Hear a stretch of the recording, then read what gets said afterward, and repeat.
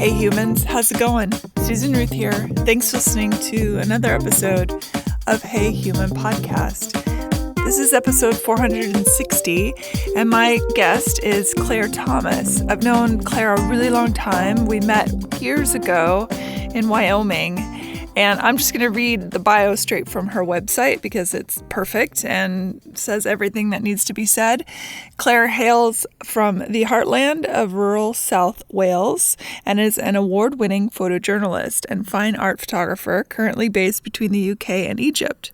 Her focus on photojournalism spans critical subjects such as political and military conflicts, human rights, and humanitarian and environmental crises. From refugee camps in Europe to the frontlines against ISIS in Iraq, Claire has contributed impactful images and photo essays to leading global newspapers, magazines, and news agencies. Her exceptional work earned recognition at the 2023 Amnesty International UK Media Awards for its profound impact, specifically for coverage in northeast Syria. Her acclaimed fine art photography sells to collectors and businesses worldwide, and her work has been exhibited internationally, including New York, Paris, Brussels, Taipei, Cairo, and many other places. She's phenomenally talented. We had an incredible conversation, and I'm excited for you to hear it. General stuff, check out heyhumanpodcast.com for links and to learn more about my guests and the show. Check out susanruth.com to learn more about me and my other artistic endeavors.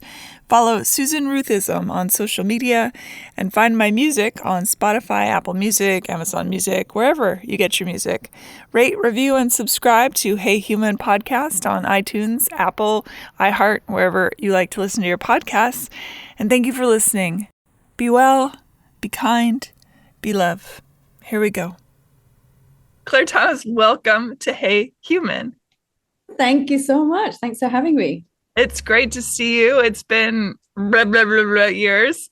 Yes. A few years. It's been a while. It's been a while. You look fantastic. Time has been... You haven't changed at all. It's amazing. I think you look younger, if anything. If only. Good Lord. We met at a horse ranch in DuBois, Wyoming at the Lazy L&B years and years ago. One of the best couple weeks of my life, really. Oh, wow. That's so good. Wonderful. And you were already doing photography then, I believe. However, I want to take us back earlier. Let's go back to the beginning of you. Where did you grow up? And how did that shape you, your family, and develop you into the interests and into your life path? Yeah, well, so I grew up in the Welsh countryside in a small village called Idole. Beautiful. I was very lucky. I'm not going to lie. We had a very peaceful upbringing, very calm. My parents were not into horses at all. But for whatever reason, from the age of about 4, maybe they put me on a donkey on the beach or something. I'm not quite sure, but something happened in my brain where I became obsessed with horses at a very young age. And they, my parents indulged me with pony riding lessons from probably 5 or 6, I guess. I started my love of horses from then on, and it's really kind of shaped the course of my life in many ways because I've gone off and done different things, and I studied politics. I tried studying something horse related, didn't work for me. So then I went and did politics, and I'm glad I did. But then I keep getting pulled back to horses in various ways, and it's because of my love of horses that I ended up in America, obviously. And now as a journalist, I do a lot of horse related stories, which is fantastic. Yeah. When you decided to dip your toe into politics and then finally go into it for education, were you surprised by what you came in with knowing and what you learned about the world? Yes and no. I was definitely surprised by, I guess, my lack of knowledge, but not really surprised. I developed an interest in politics from my dad, so he's really into politics. And I grew up watching The West Wing. So I really feel like that had a big influence on me. Love that show so much. Yes. I think that show is the reason I studied politics, to be honest. No, I wasn't an academic. I couldn't get into it. I learned from seeing and experiencing and like talking to people, not necessarily from books. So like I did okay. I scraped by, but then and it did give me a real interest in finding out more about like people who are affected by policies. I wanted to see like the human angle of these abstract things that I'm learning in the lecture room. It helped me in many ways because then I my first real journalistic assignment was in Palestine in the West Bank. So I just moved there and learned a lot more than I'd learned in all of the studying I'd done, obviously. So it was very What year was that? That wasn't until 2015. So before that, there were many things that I'd done a lot of jobs before that. I'd been working on the ranch a lot. I think I did like 7 summers in total working at the Lazy Allenby Ranch during the summertime. And then I would use that money to go and travel around Africa mostly. So, and then I did these volunteer projects that, of course, in hindsight, it's hopeless really, because who am I to come and what have I got to offer? Very little, in fact. But I learned, I developed myself, and the people I worked with in South Africa and then in Ghana were very gracious and understanding that I was this naive, well-intentioned but naive 20-something Welsh girl wanting to help and not having a lot of skills to offer. But I found my own way, and that's when I mean, this is going a bit later on now, I guess. I first went to Ghana in 2009. And it was then that I started to take more of an interest in photography. And I saw that with the pictures, I could draw attention to the issues that I was, working around. And in doing so, then, I ended up making my own very, very modest fundraising campaign to buy these beds. It meant a lot to me because I sort of, the penny dropped in what photography could be for me. It could be a form of not just creating something beautiful, but raising awareness of different things. And then, having potentially a positive impact in a small way. You sort of went right by it, but buying beds. So basically, as you embedded into various regions, not only were you documenting what you saw, which is incredibly important, because I think foremost, politics has massive impact on people, but people concentrate more on the politic than on the people. And then if you force them to see what's happening to the people, Gaza being a great example, they either turn away or they call you names or right? Exactly. So it becomes even more paramount to document the human impact of these backroom decisions.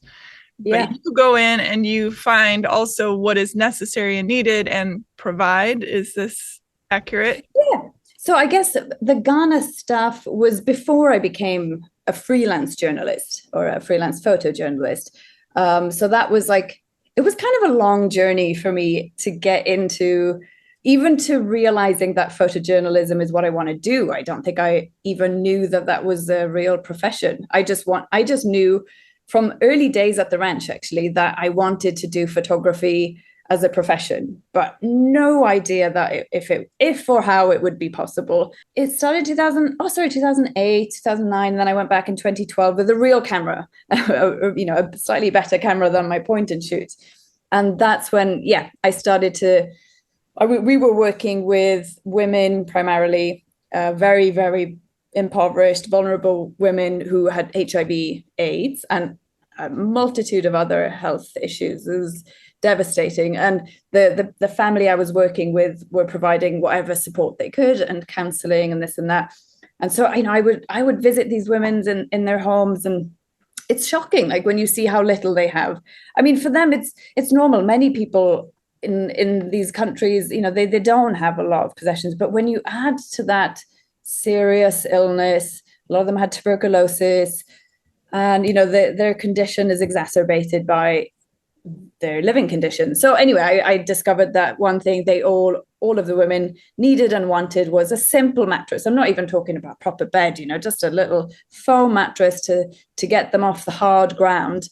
And it meant the world. It was such a positive little thing. I got 77 beds, I think. And then I went back in 2014. Yeah, it was a turning point for me personally, because I knew I wanted to do, that kind of photography that tells stories about people and can do something positive. And so that was something that has shaped my journey in some ways. And now I'm doing another one. Now I've got Ghana Beds Project 2.0. I love it. As a woman who is moving through these spaces, and you have been to some of the more, if not most dangerous places on the planet and embedded in there. And I know that you have specialized training that if something were to go wrong, if somebody were to get hurt, that you have that kind of training. But who soothes and heals you for what you've seen? How do you deal with the emotional impact, especially in countries where rape is such a huge part of war? Yeah. And an intentional infection of things like HIV. How do you wrap your head and your soul around things like that? Yeah, I really struggled with that when I first went to Ghana. I remember, I think I was 21 or 22, and I would go with my host mother, Evelyn. She was the founder of this community-based organization. And we would visit these women. And when they would tell their stories, I remember feeling very upset. And I think, then I would be a little bit teary. I'd be a little emotional, I guess. And she was mad. She was like, no, you can't be like that. You have to be strong for them. Otherwise, we're just adding to the problem. Like, I don't know. And it stuck with me. I shook myself out of that. But of course, you still have to process it afterwards. So for me, it's talking is crucial, sharing with friends. And I don't know, I think I've been lucky that I've been able to, process these things. But of course, what really hits me more than anything, even more than like seeing people brutally injured on the front lines in Iraq, is the stories of survivors who are survivors of horrendous sexual abuse and captivity, like the Yazidis in Iraq who were held captive for many, many years. And I've done a lot of work with them, gathering testimonies, taking portraits for various exhibitions. And I mean, that really haunts me. I try not to, imagine what they've gone through. But when you sit with somebody for several hours and they're recounting these stories and, getting pregnant by ISIS commanders and then, having to terminate, right? And or give up the babies, just all kinds of torture. And still they're there, strong, sharing their story. And so, I mean, I have to take strength from that. I can't then be a mess, talking to them. Like, these women have gone through, they've gone to hell and back. And for some of the women, I ask them, like, how does it help you to share this story? And some of them say, yes, it helps to share, but not like repeatedly. This is the problem now that I feel I confront in Iraq, that a lot of women have told their stories and they keep getting asked to reshare, and it's getting too much. But for others, now they're just saying like, no, I don't want to talk about it, which is fair enough. It's such a difficult thing to relive every time they say it. To be able to have the time and energy to mourn and feel sorrow and be devastated is a luxury in its own way. Exactly. They have to stay focused and stay alive. Yeah. That's a weird thing to wrap your head around. That's so true. That's privilege to feel sorrow is bonkers. It is, actually. And a lot of the Yazidi women have told me that it's been a decade now since the genocide that ISIS committed against this minority group in northern Iraq. And they say they're still in emergency. They haven't got to the point where they can mourn the loss of their loved ones. They're still searching for their missing. Nobody's helping them. Or there are efforts being made. But, for the mothers whose daughters are still missing, they can't fathom it. It's devastating. So they're still in survival mode, and they're stuck in limbo. It's a decade. It's hard to imagine. They still live in camps and displacement camps. They can't go home. There aren't any homes left. It's one of so many countries where this is going on. Yeah. That's the other thing. I mean, obviously, there's a genocide happening in Gaza and a starvation campaign in Gaza that is absolutely devastating and maddening.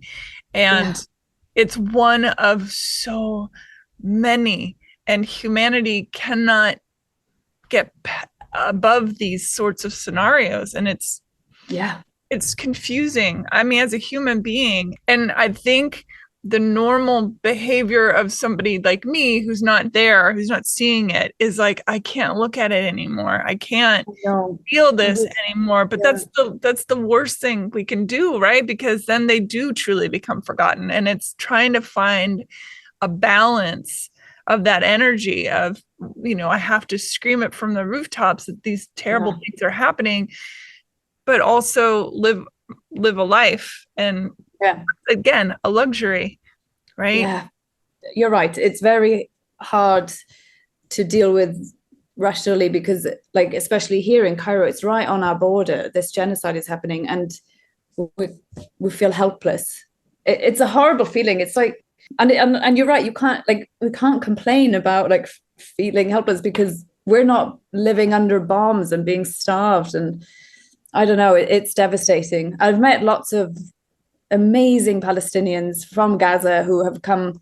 Well, they came over before they sealed the border, and they're the strongest people. My God, that I've always found Palestinians remarkable. Like when I met them when I was living in the West Bank, they're an incredible people. And my friends here, they say the only way that they can go on with their lives is to abandon any hope of ever returning home and just like start from scratch, rebuild their lives here or hopefully in Europe, somewhere else. I was thinking about the grand irony of all of it as well, of the idea of what Israel was meant to be. And yet now they're doing the same thing. It's so, and that nobody can, I don't know. I have conversations with my dad about this stuff because, he's Jewish, but he was raised without religion, culturally Jewish, no connection to Israel in the sense other than this sort of abstract, that's sort of the Jewish people are told, that's the homeland, that's the place. Yeah. Not truly a homeland because it was created for a refugee camp in a way, in theory. Of refuge, and that somehow you become anti yourself if you're speaking out against basic human fucking rights. It's like, wait, where did that disconnect come from? And that you can vilify someone and say they're against their own people or religion or whatnot because they're standing up for human right and human dignity and human survival. And that's how fucked we are as a species. Yeah. That this selfish gene is so deeply embedded that we can turn our back on our brothers and sisters just because it makes us feel superior, and it's maddening. So that's why talking to somebody like you is so fascinating for me, other than the fact that obviously I've known you for a long time and been following your incredible life story. Really, it's something. But to know, I'll get a little emotional here, but to know that you are willing to put yourself in situations to your own detriment, truly, because you understand the importance of documenting something that you have zero control over. And that's got to be insane. Yeah. But you understand how important that is, but also the futility of it. Yeah, absolutely. I mean, forget it. Like, we've seen everything we could possibly see, I think, in Gaza, in the West Bank. There are videos of cold-blooded murder of women in the street, and nothing is done, nothing changes. So it is futile, really, to just keep telling those stories. No, it doesn't. Nothing changes.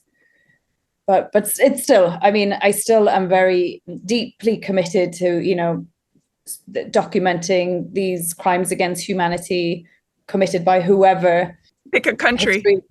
Yeah, really. Here in America. I mean, in America. God, America, what is going on? I don't know. I'm scared to go to America now. Yeah. Well, they may not let you in because, you're like a commie, right? Yeah. Oh, God. Really a socialist. Oh, my goodness. I know. I mean, but also the UK, like we're not really, the UK government's not even condemning the genocide. I don't understand what's happening. I can't think, there's probably like a handful of countries who are behaving in a moral way right now or an ethical way towards this. This is the conflict of our time. I don't know. And then you got to ask, has it always been this? Has it always been this way? And it has. It's always been this way. There's Bosnian war. There's the mass genocide of the Bosnian people, and you also in these spaces you capture such beauty, and this always, and I've brought this up before on the show, but it brings me back to when I was young and in choir, and we sang The Butterfly, which was music by Charles Davidson, where he set to music these poems of children who were in concentration camps. Oh, wow. And they'd written these beautiful poems where all around them they're noticing like the fleas are dancing instead of biting, or the flower growing just outside the wall is so beautiful, or from a child's perspective, because it's what there's still joy in them. And so we were these totally graphic, horrific times. There was beauty in it, and it was captured by these children's voices. And I see you doing this as well, and that juxtaposition of horror and beauty, and it's all tied in together. And I just find you very special, and I think that it's such a rare quality to be able to walk on that tightrope. I don't know how you do it and function in society. To be honest, Well, I think deep down I'm an optimist, and in these places when you see the absolute worst of humanity, lots of people say it, and then it's very true. You really do often find the very, very best as well, and that I just latch on to those things and remember those things more, like the hospitality of people in the middle of a conflict zone, like during the battle to oust ISIS from Mosul, and things were so intense. And then there was like a family who had managed to keep their home, and every night they would prepare us dinner, and like the next block or 2 blocks away there'd be bombs, and like then we'd get a call like there's a counterattack by ISIS, you need to evacuate or whatever. But this family, we would have fun, I guess you kind of live in the moment more in some regards. You don't know what's coming next. So the kids would be like, I want to try on your clothes, or, we're just lovely, lovely moments that will always stay with me. And then the people who are risking their lives to help. I mean, perhaps I'm there taking some risk to document, but the medics, they are the real heroes. Those medics blew my mind. I mean, yeah, I've never seen anything like that. That really moved me, because they're heroes, and the Iraqis as well as the international Americans. It was thanks to an American hero, Pete Reed, that I got access to like document the work of his team, and they were doing incredible things. They never stopped. Those women, those guys, Americans, Australians, young, like early 20s. I can't imagine being so driven and so qualified at that age to be like providing life-saving, stabilizing, trauma medicine under fire on the front line in the middle of Iraq. And they just didn't sleep. That anybody came in, they would, as if they were just going about their day, gunshot wounds. Okay, we need some chest seals. Claire, can you get some gauze? It was a remarkable time to witness their work. Tell me what it's like to prepare for one of these excursions. What do you do? How do you go in? How do you deal with governments? Do they let you right away, or do they fight you on it?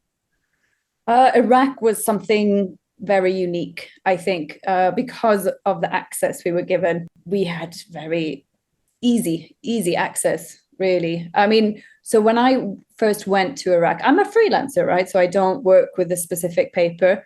I'd been contributing at that point, photo essays, some written articles for like Al Jazeera, and some British online newspapers.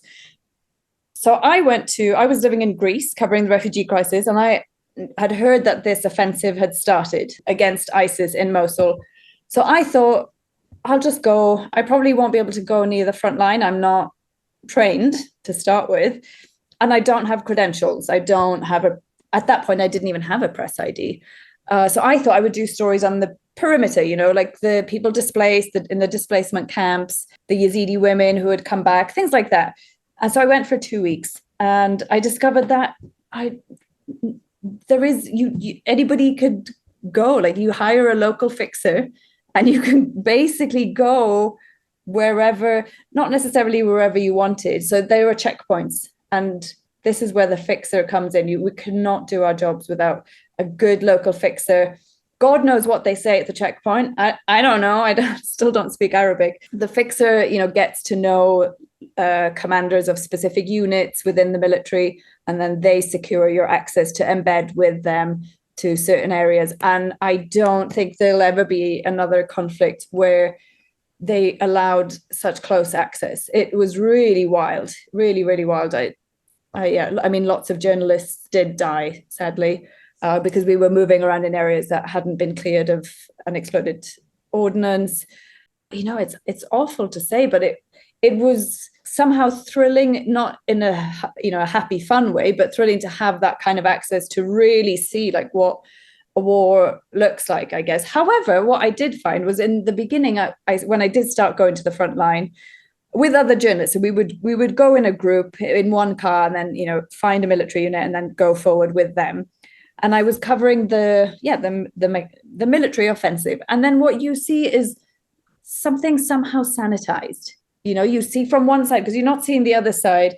You just see, them firing weapons, and, there were bullets hitting the walls around us.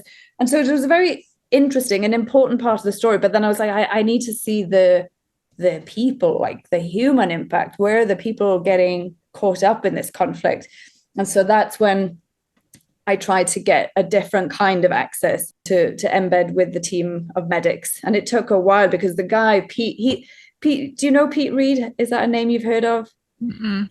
He was a very good friend. He was a former American Marine, and he had an organization called Global Response Management. I think it's since changed its name, but he was killed in Ukraine. I think it was last year. I had just seen him. Anyway, it's devastating. I still can't believe he's not with us. But he knew the risks, Anyway, he was a true American hero, a legend of a guy. But anyway, so I convinced Pete he didn't want to take me, at first, because he's like, we have so many journalists coming and going. We don't need another one. But anyway, I eventually convinced him to take me. And that it was a professional milestone, because, when you go into the front line for a few hours in the day, and then you go back to Erbil. I mean, talk about juxtaposition. Erbil is a very nice, safe city in Iraqi Kurdistan. An hour's drive away was ISIS. And like we would go to the front line, see crazy shit, and then go back to drink cocktails at a bar in Erbil. It's mind-blowing. It's very hard to remember those days and make sense of it. But then when I finally got accepted to go in with Pete's team, and then I could do what I love doing and just be a fly on the wall. And, because a lot of the time nothing happens. And so then you just, chit chat with everybody, get to know the context, got to know the medics who, again, were, I thought so highly of, still do, they're amazing. And then, there'd be periods of absolute chaos. So, yeah, it gave me a chance to document, their really important work. Tell me a story of when you thought, oh, I am not getting out of this. But one in particular, there was one time, because normally it's kind of momentary and you think, oh God, like I might not get out of this, we'd be in the middle of a gunfight or whatever, but the adrenaline is so high, you just run and then it's over or whatever, or not. But there was one period one night, I remember I called my brother on the phone and I said, I might not get out of this. I don't know, we're a bit stuffed. So I was staying in West Mosul, a few blocks from the front line, let's say, and we were staying in like an abandoned mosque. It had been used as what they call a trauma stabilization point, like a field hospital. And there was a makeshift room. Everything's abandoned, it's all blown up and abandoned. But there was a room where we would all sleep. And there were a few members of the Iraqi Special Forces unit protecting us. Anyway, we got a call from the US coalition office, the US-led coalition office, whatever. They called us and said, there's a counteroffensive. 60 ISIS guys they came across the front line dressed as Iraqi military, and then they started burning stuff. So the officers were like, you need to leave, evacuate. We tried to evacuate, but we couldn't because 20,000 or something, 20,000, that's the number they told us. Goodness knows how many civilians were also fleeing. So we would have been stuck in traffic. And, Americans, we were not that I'm American, but, with Americans, we were too much of a target. So they said, stay where you are. We're sending reinforcements, but they couldn't get to it, whatever. Eventually, they said that they knew that there was one suicide bomber in our neighborhood. There was a guy walking around with a suicide vest. He'd heard that there were Americans at this mosque, was looking for you. And so everybody started to, we all got a little bit frightened at that point because we couldn't leave and we were stuck in this mosque that didn't, no defenses. We felt like sitting ducks. So that was pretty scary. And the guys, they said, we'll do whatever it takes. We'll fight to the death. I don't know. So eventually I fell asleep. I don't know. Maybe your body was probably so taxed that was its only defense at that point. It's like, we're just going to conk you out for a few. And anyway, then, I woke up and everything they'd killed him. They found the guy, they'd killed him. And then the next morning they called me and said, you might want to come and see this. And the guy who'd been murdered, they'd strung him up on a, electricity pole, and the residents were beating the body and stuff. Awful, awful stuff. But you can imagine the kind of anger that these, ISIS had destroyed these people's lives and tortured them for how many years? Was it? Oh my gosh, I don't even remember. I think was it 4 years or 2 years? Why can I not remember that? 2 years, I think they occupied Mosul, right? Anyway, they turned their lives completely upside down. So, and, a lot of people had lost loved ones during that time. And so there's a lot of anger. But that's the only time that I can remember where I thought, there were more, but that was the one time because it was a little prolonged. I wasn't sure. How do you feel about death and your own mortality? I don't know. I don't fear death, I don't think. I think in a natural way. Like when I see dead bodies, it doesn't do anything to me. I'm not because they're not my loved ones, right? What really hits me, one of the stories I did for the Sunday Times magazine was one of the most heartbreaking stories. We followed a few different people digging up the bodies of their family members just in order to get death certificates, because they were buried, in a haste during the battle, and so they'd had to exhume the bodies, and that was morbid. And so what really hit me with that is seeing the reaction of the living to seeing the bodies of their child, or the remains. There's not bodies left, really. So things like that really, really hurt me. But I don't know, my own death. There were definitely times where I was I don't know. I guess I was I'd be more afraid of getting really badly injured, I think, than death. If you die, it's over. But I'm definitely more risk averse now. I'm not seeking any of that stuff. I don't know. It's there's a limit, and I'm not one of these who is chasing one conflict after another. If I have the opportunity to go, I want to go. But I don't know. I also want to enjoy my life, and see the beauty in things. And I don't know. There has to be a balance. I had more close calls in Ukraine, to be honest, and that was pretty scary because they were missile strikes so close to us, and that's gonna. There's just nothing you can do. When you're in a vehicle and you're driving, not that there's ever anything much you can do, but that you can't mitigate against. You can't do anything against that kind of risk. Well, and the stories of torture coming out from people who are captured are just horrific. God. Yeah. Yeah, dreadful. So, like after I left Iraq, it was 2019. So I went initially for 2 weeks. And I did a whole bunch of stories in those 2 weeks. That I went back to Greece, but I couldn't get Iraq out of my mind. It really got under my skin. I just loved the people and the place very, very much. It felt like home instantly. And I felt invested in documenting what was happening and things like that. So I went back. I ended up staying 2.5 years. And it was, it's one of my favorite places in the world. It's, it's underestimated how beautiful Iraq is. Like, it just gets tarnished with a place of conflict and violence, but it's actually a gorgeous country with like the most amazing people. I mean, pre-religious zealotry, we're talking about incredible buildings and culture and music and color and art and science and all of the things that, let's be honest, hyper-religious politicians want to suppress. Mm-hmm.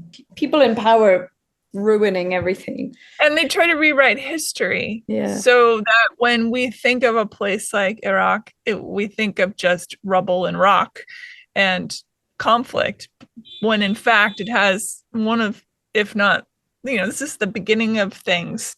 This is a place of the beginning of things. It's a rich, diversely intellectual place that has just been hobbled.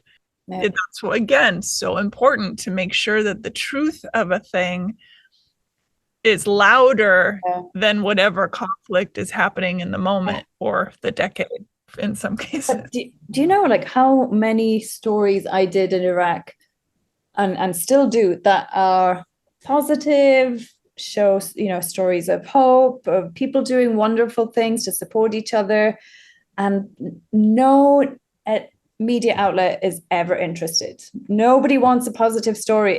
It has devastated me. I can't get my head around it. I feel like these are like some of my best stories. It took me. I find it very, very difficult. And I mean, I'm off with like journalism at the moment, but humanity trying to survive in the most inhumane places or situations, I should say. It's not the place. Place has nothing to do with it. No. It's the situation. And people come up with the most amazing things. Like, I mean, one of the stories I did, it was a while ago now, I guess this year or last year, for Newsweek, about equine therapy for ISIS survivors. I love that story. I really got into it, maybe because I got to ride the horse and he's gorgeous. But no, I felt like it had a very positive angle, and the woman who set it up is Israeli British, and she's just a remarkable person. She blew my mind when I interviewed her. I just couldn't. It was like she was reading a Hollywood script to me.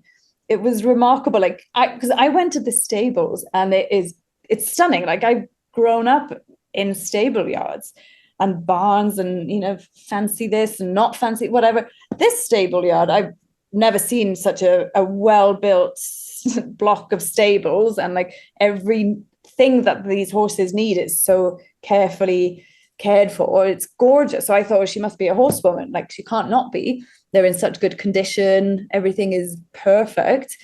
It was mind-blowing. Anyway, she didn't know anything about horses, and it was like they came to her in a dream, and then. And there's so many different elements to this story. And of course, I couldn't include it in the piece because they wanted such a limited number of words. But to me, it felt crushed then, there was so many parts of this story. It's as interesting to me, like how it came to be, and how this woman, through a dream, through chance, through the generosity of strangers who donated land. And then she went on Instagram. She's like, where do I get a horse? What does a horse look like? Kind of thing. Went on Instagram, found a guy who has horses in Kurdistan, messaged him, where can I buy a horse or a few horses? And he said, call this guy. And she's called a guy. He said, meet me here. She went there. He turned out to be the sheikh, the cousin or relative of the president of Kurdistan, she rocks up to this stables that I used to ride at. There's like an international equestrian club. It's beautiful. Anyway, and she met the sheikh, and he was like, "So you're not from here?" And she said, "No, but I live in." She'd lived like 9 years or something in this village supporting Yazidis. And he said, "Well, so you've left your family to come here. That means I'm obliged to give you horses." And then he like gave her these beautiful horses, and it's just grown and is transforming people's lives. And like, it's such a privilege to go and see the impact that this interaction with horses has on these people who have never been close to a horse before. And that's a perfect example of everybody thinking that the Muslim religion is just, war and turbulence and pestilence and horror. It's like, no, it is compelling you to be a good human, and if you are hungry, I will feed you. Exactly. If you need something, I will give it to you. It's that consciousness that we in the Judeo-Christian world would say like a Christ consciousness or a God consciousness, that they too have a God consciousness in their religion. And it's like, no, y'all stop listening to it's so frustrating. I know. It's so frustrating because that ignorance leads to more turbulence. Absolutely. It's difficult these days. You have to like almost curate like who you have friendly conversations with, because it can escalate. Were you raised in any kind of religion, and do you have faith, or has it waned or gotten stronger in your experience? No, I was not brought up with any religion. Some of my closest friends growing up were religious, and I saw what I thought was quite negative impact on their lives. I don't know if they would agree. I'm sure some of them would. But no, so I didn't, Christian, I guess, but like not religious whatsoever. And no, I'm still not. I met a journalist in Iraq, João, and he's Brazilian, and he told me this Brazilian he said, in Brazil, we say that, I'm going to mess this up now, God believed in love and faith, and the devil was jealous, so he created marriage and religion. I like that, and like they say, the only thing wrong with faith is religion. I'm not a huge believer in organized religion. I think it gives a lot of people purpose and a sense of community, and that's terrific, and I fully respect it. Same. My husband is a very practicing Muslim. He's a practicing, very faithful Muslim, very spiritual. It's a personal thing, and I love it. I think it means so much. It's beautiful. It's a beautiful thing. It doesn't affect me at all. I would say I'm agnostic, right? So I mean, yeah, I believe there's something bigger than us. I don't know what it is. I'm definitely not going to pray necessarily. I don't know. That's what I like about going to different cultures as well, is learning about there's such a wide variety of faith systems, belief systems, and a lot of it has massively negative dogmatic implications, like Ghana, like because of their deep-rooted superstitions and beliefs in spirit. Like, so then women just get cast out as witches and have to go and live in exile for their entire lives. So I don't know. It's not religion that's at fault. It's just people, isn't it? Bad people will do bad things no matter what religion or faith, whatever, or where they're from. Yes. And again, I think religion does serve its purpose. People need a guidepost. Some people need that guidepost. Yes. Why is it that man is constantly trying to make God in man's image? Yeah. That's what it feels like. Yeah, interesting. We don't get to give something omnipotence and then take it away and manipulate it based on our biases. And it's so, I don't know, it's hard to be a human being. I get it, but I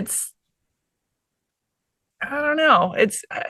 I struggle sometimes with hopelessness of existence. This sort of, it's not even, I think it's past sorrow. It's just this,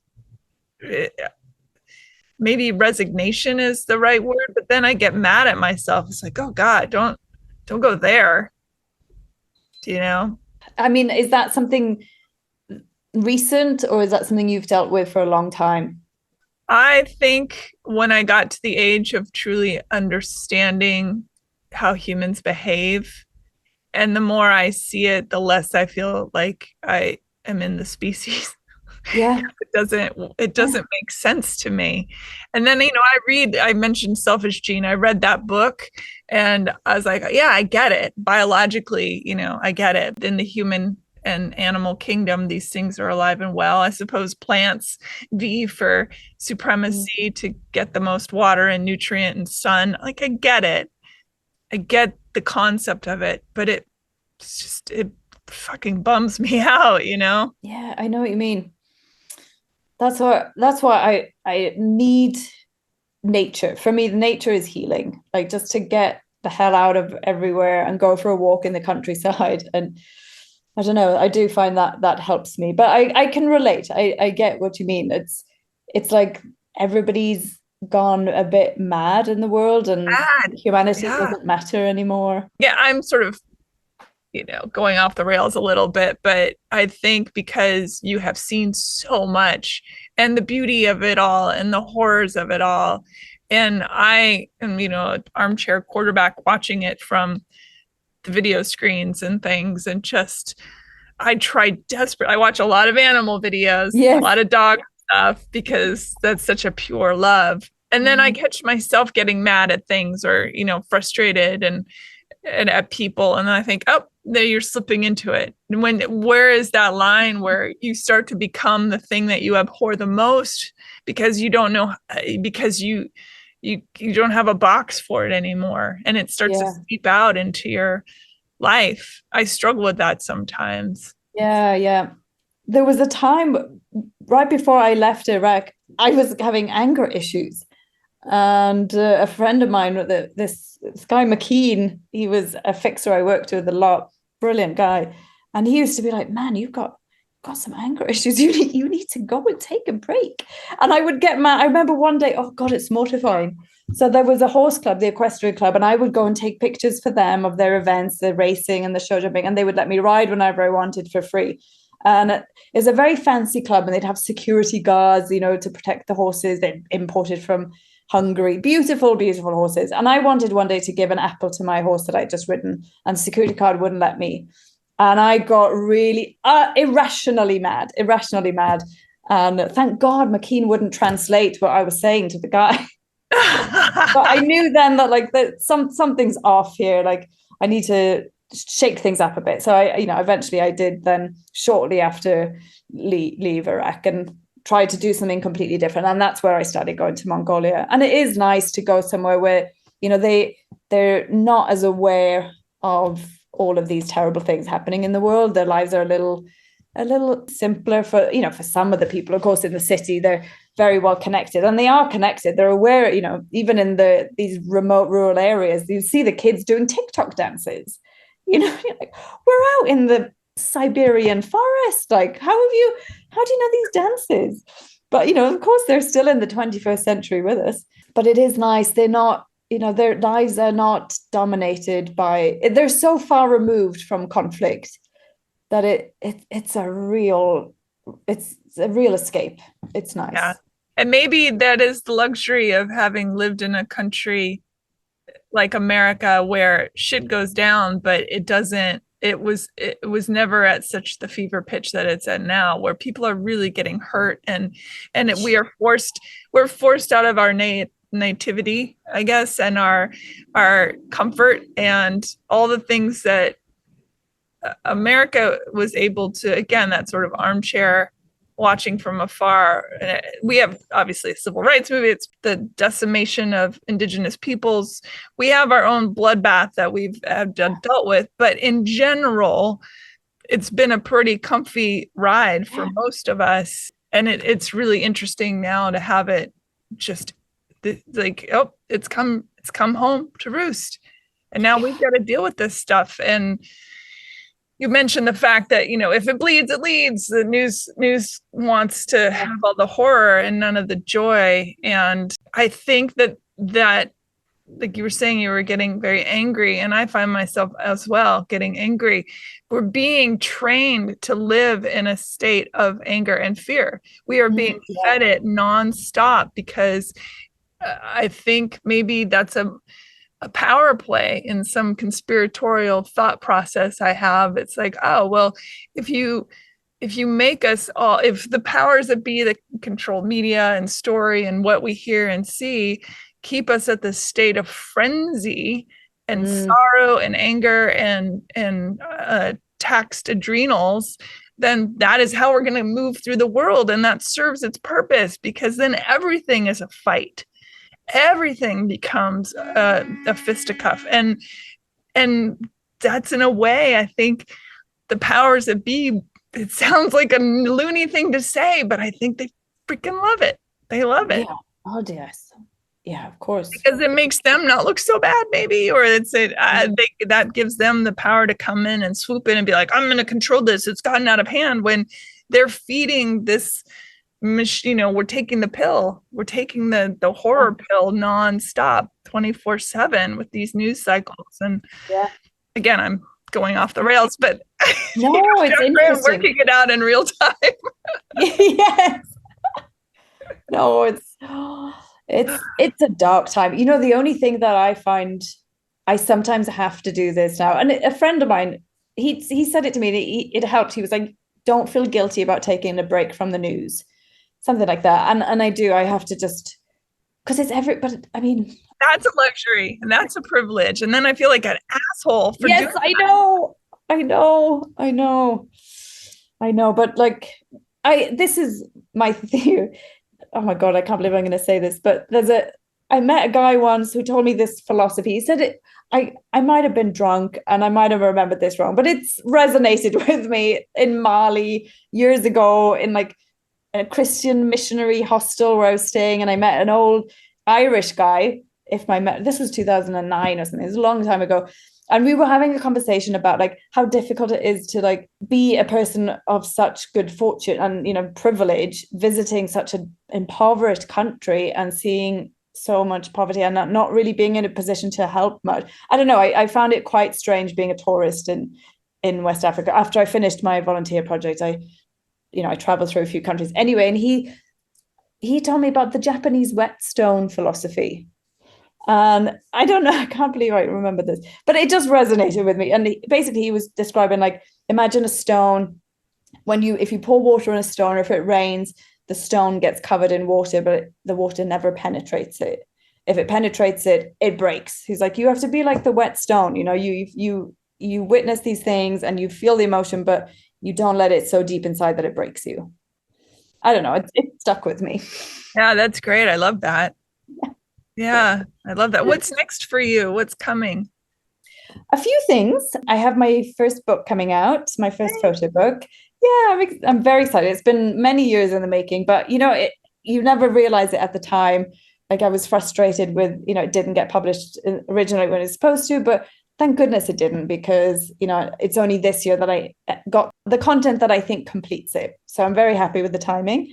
Working on that, should be coming out for pre-orders very soon. It's called Altai, Hunters and Herders of Mongolia. So it's a photo book with pictures and text, mostly pictures, of course, but I've written some chapter introductions about the lifestyle and the culture of the Kazakh eagle hunters, not just about this ancient tradition of eagle hunting, but also, their relationship with horses, which of course is the reason I went there in the first place.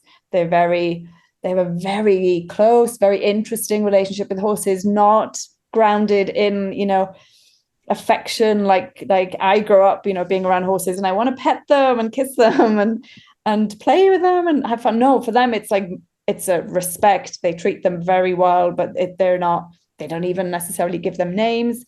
I don't know, it's very interesting. And of course then their herding lifestyle and their home inside the homes is very beautiful. And it's just such a privilege to be able to enter these people's homes and learn about their life, and they welcome you so warmly. So, you probably know that I started doing photo tours in this part of the world, and I love doing it. And one of my first guests was a former guest at the ranch.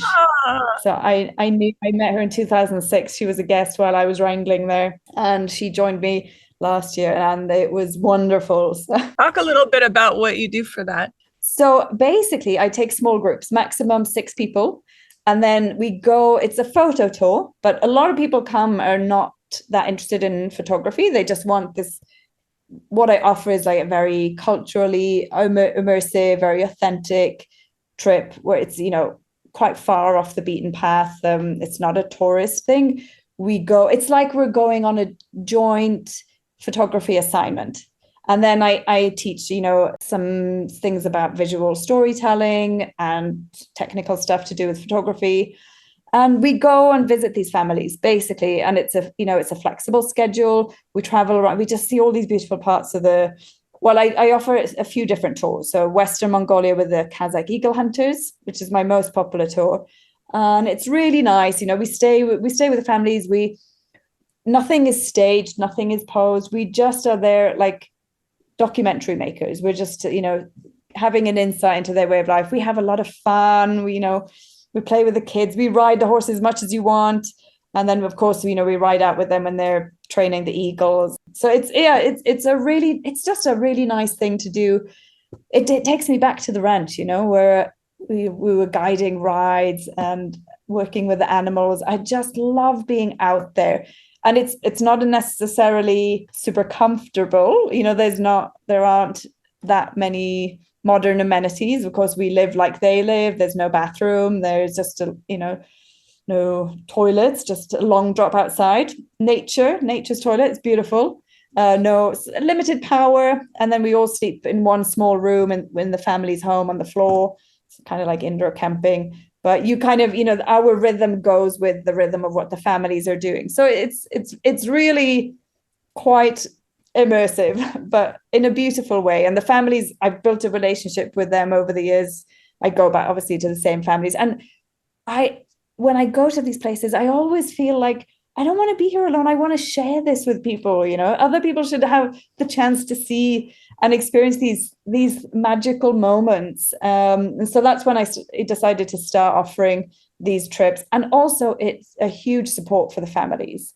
They, of course, we pay them for hosting us, and it's something good for them, and they really enjoy to do it. They love to show off their culture. They're proud of it. They're enormously proud of their culture. So it's an honor to be able to keep going back there. And I think I'll always go back to Mongolia. So I also am running a tour in the Gobi Desert. So that's equally interesting, but vastly different from the other trip in Western Mongolia. But everybody has to learn a TikTok dance, no matter where. Yes. That's a good plan. Oh my God. We've got to take some booze then.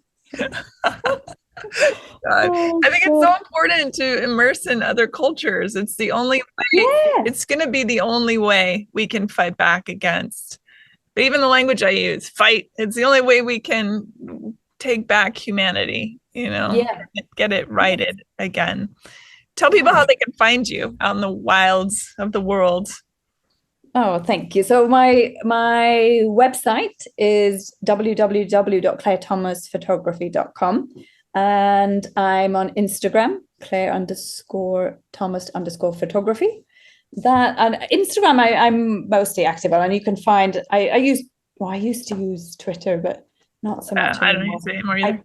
I can't. Yeah. I actually started posting on Threads. I mean, it's the same, right? Yeah, I think Instagram and Threads are pretty much the same thing. Yes. Yeah. Yeah. But yeah, there's lots of information. All my contact information is on my website, and I'll be posting mostly on Instagram about my upcoming book.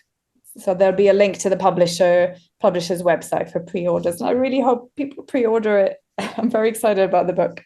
Yeah, and I'll put links on heyhumanpodcast.com so that it's easy for people to find stuff, so they don't have to try and remember. They can just go and see all the things at once. You're amazing. You're amazing. It's such a joy to reconnect with you. Honestly, I follow you on social media, and it's almost a relief to know that there's like-minded people out there, in this world, this insane world. And I see your posts, and it brings me comfort, let's say. Oh, thank you. It's wonderful. I love it. I feel the same about you. And there's lots of hope. Yes. I know I go off the rails. I think sometimes my body just has to release it like a steam release. Yeah. But I do know that there is more good and there's more hope and there's more joy and love. I know it exists. I know it's everywhere. And I appreciate that people like you can capture it to help us remember, to take pictures of it. But also, the sound of my voice, as Claire mentioned, sometimes we just need to go, touch a tree or a dog or a horse or whatever it is. We can't give up. I'm talking to myself more than anything. We can't let it get the best of who we are. People are good. Yeah. Yeah. Thank you so much, Claire. Thank you, Susan. This was such a pleasure. Let's keep in touch. Yeah, absolutely. We'll go ride a horse somewhere. Yes. Thank you for listening, everybody. Bye. Bye.